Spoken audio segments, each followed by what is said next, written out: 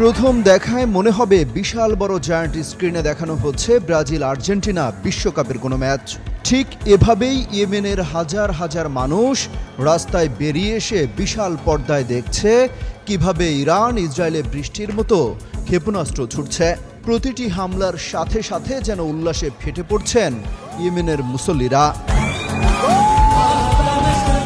মধ্যরাতে যখন খবর ছড়িয়ে পড়ে ইরান বৃষ্টির মতো ইসরায়েলে ক্ষেপণাস্ত্র ছুটছে, তখন তারা বেরিয়ে আসে রাস্তায়। উল্লাস করতে করতে জড়ো হয় মূল শহরে। সেখানেই ব্যবস্থা করা হয় বড় পর্দার, যেখানে সবাই মিলে একসাথে উপভোগ করা হয় কিভাবে ইসরায়েলকে শায়েস্তা করছে তেহরান। এই উল্লাস যেন তাদের প্রতিশোধের ফোয়ারা হিসেবে ইয়েমেনের নিরীহ বাসিন্দাদের বাড়িঘরে হামলা চালিয়ে আসছিল ইসরায়েল। তাদের সেনা দিয়ে স্থল অভিযানও চালানো শুরু করেছিল। সেই সব কিছুর প্রতিশোধ যেন ইরান একাই নিচ্ছে তাদের হয়ে। শনিবার মধ্যরাতে তেল আবিব এবং জেরুজালেম লক্ষ্য করে ডজনকে ডজন ক্ষেপণাস্ত্র এবং ড্রোন হামলা চালানো হয়। এই হামলা চলমান থাকবে বলেও ঘোষণা দেওয়া হয় তেহরানের পক্ষ থেকে। পরিস্থিতি এমন ভয়াবহ রূপ নিতে পারে সেই আন্দাজ আগেই করেছিলেন ইসরায়েলের গোয়েন্দারা।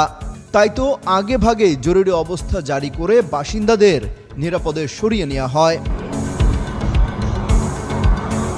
শুধু বাসিন্দারাই নয়, ইরানের এই প্রতিশোধের হামলা থেকে বাঁচতে ইসরায়েলের প্রধানমন্ত্রী বেনিয়ামিন দেশ ছেড়ে পালিয়েছেন বলেও গুঞ্জন ছড়িয়েছে।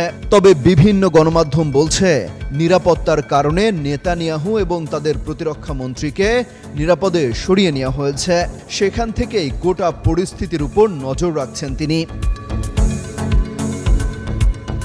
ইরান ইসরায়েলের মধ্যে চলমান এই হামলা পাল্টা হামলা গোটা মধ্যপ্রাচ্যে ছড়িয়ে পড়তে পারে বলেও শঙ্কা করা হচ্ছে।